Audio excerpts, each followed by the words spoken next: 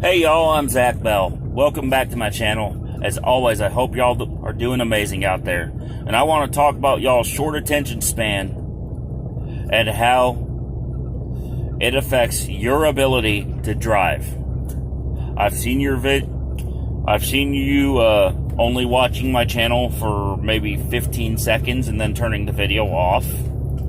And with that kind of attention span out here on the road, it could be dangerous for everybody.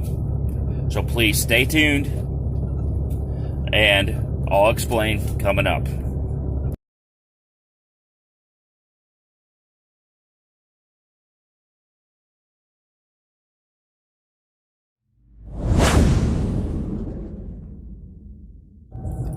So first, I see that most of y'all's attention span is getting way too short. Not only on my YouTube channel, but out here on the road. Your short attention span is killing people.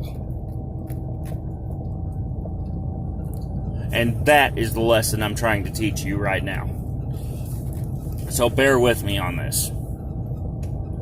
Your short attention span, whether that be only watching my video for 10 seconds and then leaving me the big thumbs down, or out here on the road where you choose to drive aggressively by doing 100 plus miles per hour in a 55 zone, spells disaster for everyone. Okay? Yes, I know my ratings are plummeting on my YouTube channel. Okay? I see it in the analytics. Ever since the episode I did on Briessan, my ratings have been dropping like a rock because some of y'all just don't like my attitude. And I understand that. You don't like my opinion on stuff. That's fine with me.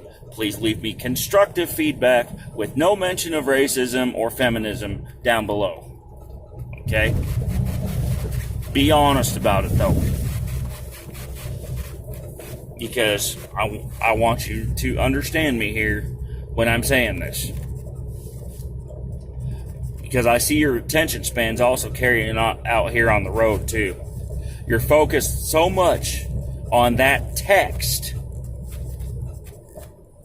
that your eyes are off the road, your car is drifting out of its lane, and you are putting yourself in danger of having a collision with a 40-ton truck.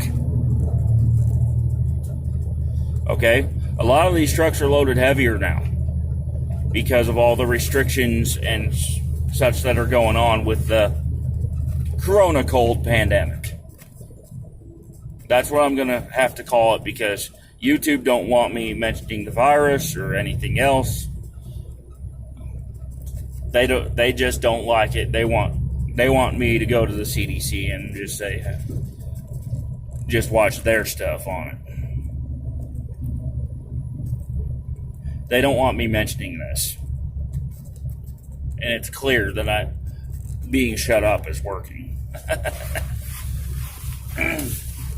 But, that being said, I see y'all don't have much of an attention span. And that's whether you have any illness or not. Your attention span is mere 15 seconds, which is less time than it takes to eat a roller wiener while driving. So, with y'all's attention span being that short, before you get distracted by the latest cat video or whatever, I want to educate y'all on the importance of driving safely out here during this time of crisis. Okay, I'm hearing vehicles passing me, and we're already going at the posted speed limit out here. And they're passing me quite quick. Let me check out my window to see where we are at. I see a lot of scrapes on the wall out here too, out by Canada Road in Memphis, Tennessee. Okay? If you are in that much of a hurry and you can't even put your phone down for 5 seconds to pay attention to what is going on around you, you're liable to have your car making one of those marks on the inner Jersey barrier in the not too distant future. That's from people crashing. And I beg y'all to stop it. Okay? When your vehicle's traveling 70 plus miles per hour and you have a blowout and you're distracted by your phone, it's the consequences that happen next that concern me. And it don't take much studying of collisions to figure that out.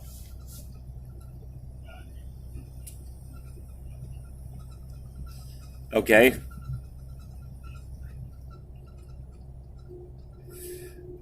Your actions are killing people, whether we're in a crisis or not. I'm pleading to y'all. And I'm not afraid to share this with NHTSA or with police or whatever. I need y'all to learn your lesson. Okay? I need y'all to learn the lesson that when you're driving, your full attention needs to be on the road. Not on your phone, not on the burger you're eating or what satellite radio station you're tuning to. It needs to be fully focused on the road ahead.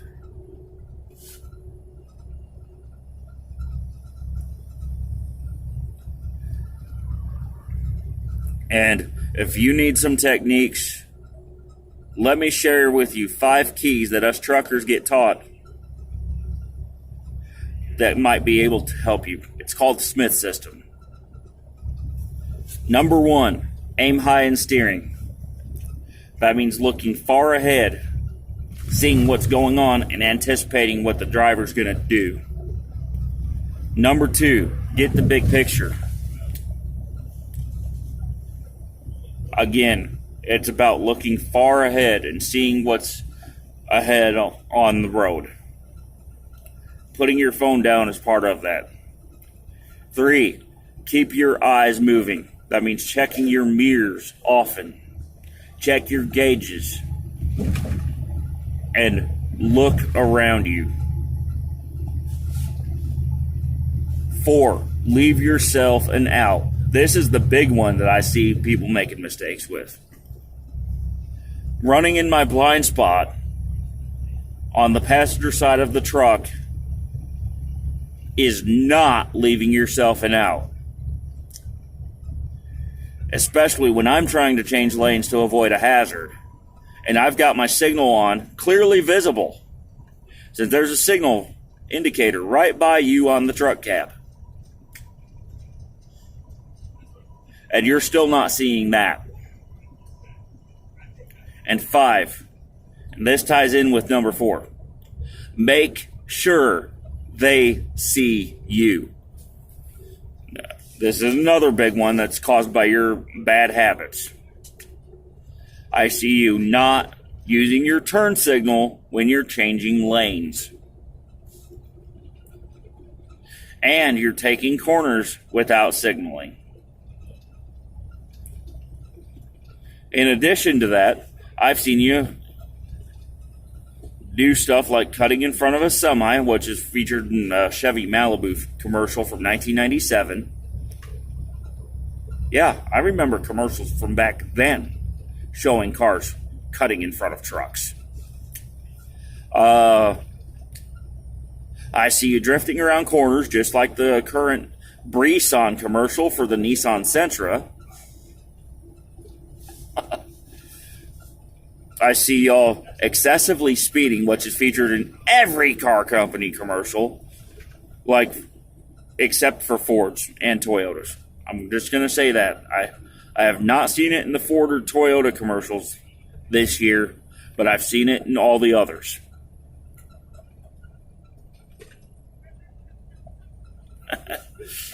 Well, and what I mean by that is the commercials featuring UT professor Matthew McConaughey. And by UT, I mean University of Texas at Austin. Yeah, he's a Longhorn too.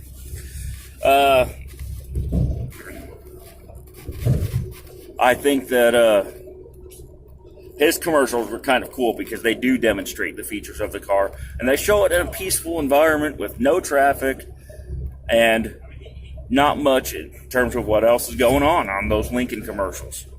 Okay, that's a good one.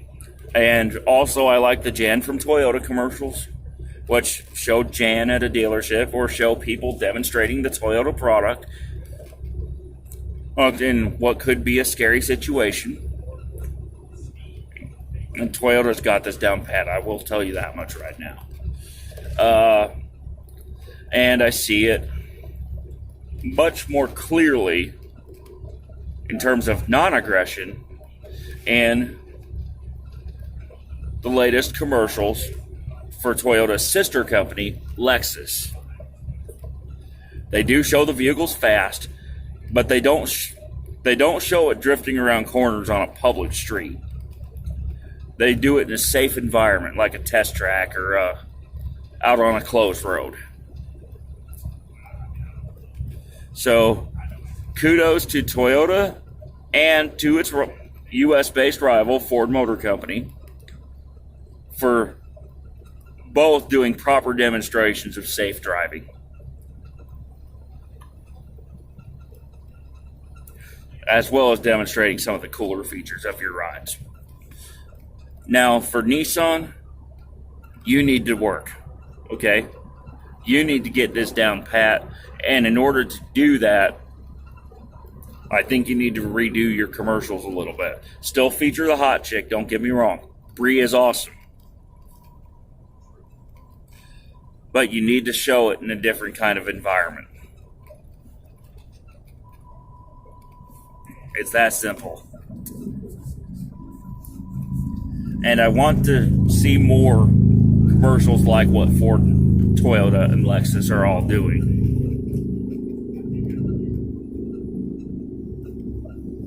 Okay? And a lot less like what Nissan's doing. So, well, let's start to discourage aggressive driving. Let's get our eyes on the road. Let's relax, get in the zone. Practice your social distancing out here on the road, as well as in the stores. And please remember, seatbelts and bunk restraints save lives, and you need to be wearing yours, just in case the aggressive, distracted driver who's acting like the guys from certain car company commercials, and gals as well, decides to intrude on your space.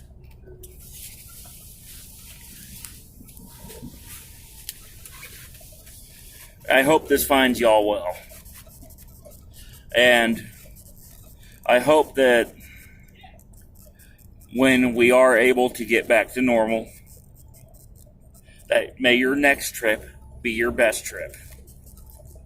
Keep learning, keep thinking, keep driving safely. Stop the aggression and the stunts, and we'll all be better off. Bye for now.